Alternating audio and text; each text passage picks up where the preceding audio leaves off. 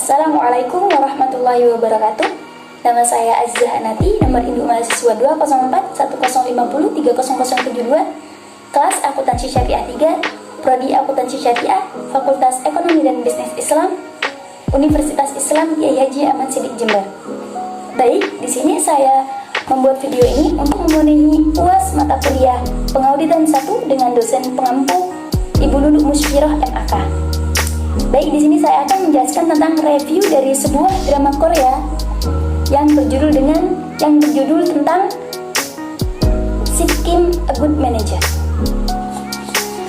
Baik, sebelumnya drama kali ini tuh memiliki alur yang berbeda dari drama-drama Korea yang lain, yang mana drama ini membahas tentang dunia perkantoran sebuah perusahaan yang mana terdapat kecurangan akuntansi pada perusahaan tersebut.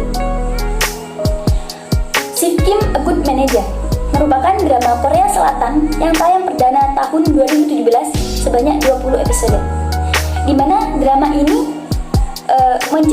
menceritakan tentang Kim Sung Yong yang merupakan seorang akuntan handal yang berbakat yang berasal dari luar Seoul, yaitu Gungsan.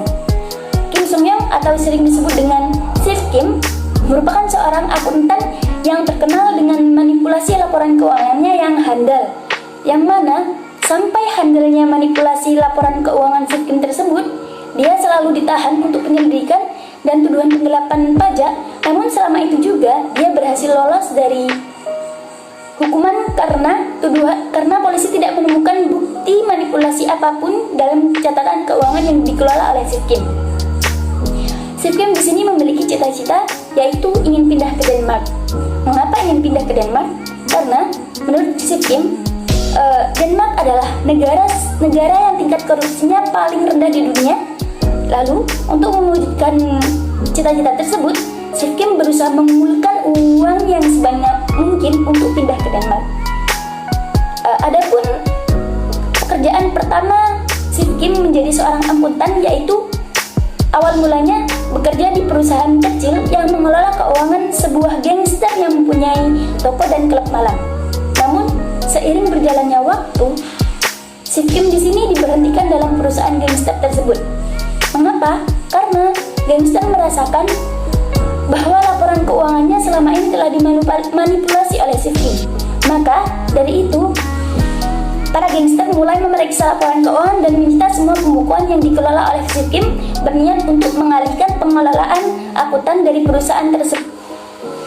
Berusaha mengalihkan pengelolaan keuangan akuntan ke orang lain dan berhenti menggunakan jasa Sip Kim supaya tidak menjadi akuntan dari perusahaan tersebut.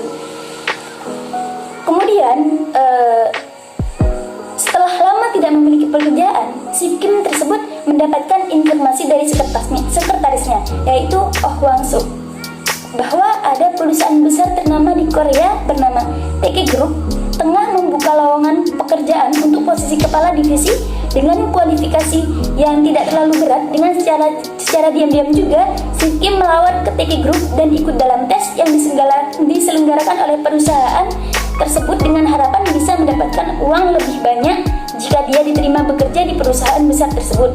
Maka cita-citanya untuk pindah ke Denmark lebih cepat terwujud. Sip Kim di sini lulus tes dengan hasil yang sangat baik dan diterima bekerja di TK Group sebagai kepala divisi operasional. Tapi di sini Sip Kim belum menyadari ternyata selama ini dia diterimanya bekerja di TK Group sebagai kepala divisi operasional dikarenakan adanya campur tangan direktur dari perusahaan TK Group itu sendiri, yaitu Seoul memilih Sip Kim untuk dia gunakan alat untuk melakukan korupsi secara besar-besaran di perusahaan TK Group tersebut. Mengapa Seoul memilih Sip Kim? Karena Seoul di sini mengetahui bagaimana handalnya seorang Sip Kim dalam melakukan manipulasi laporan keuangan selama di Gungsan.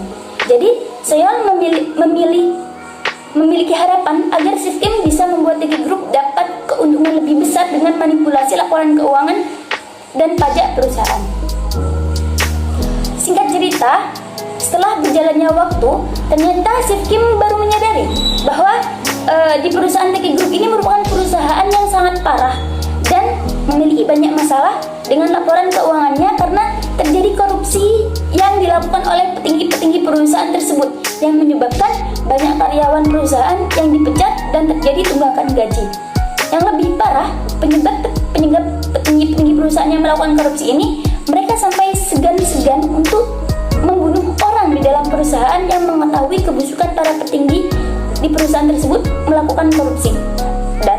Dan hal ini bertentangan dengan prinsip Kim selama ini, yaitu prinsipnya curilah uang bosmu tapi jangan curi uang karyawanmu.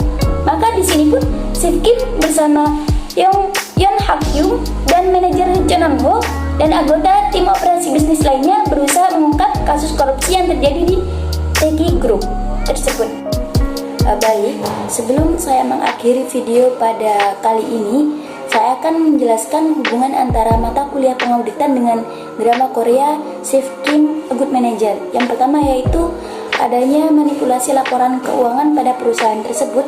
Yang kedua, adanya kecurangan akuntansi pada perusahaan yang diterapkan. Dan yang terakhir yaitu adanya pemalsuan aset. Mungkin cukup sekian video yang dapat saya sampaikan. Kurang lebihnya mohon maaf. Wassalamualaikum warahmatullahi wabarakatuh.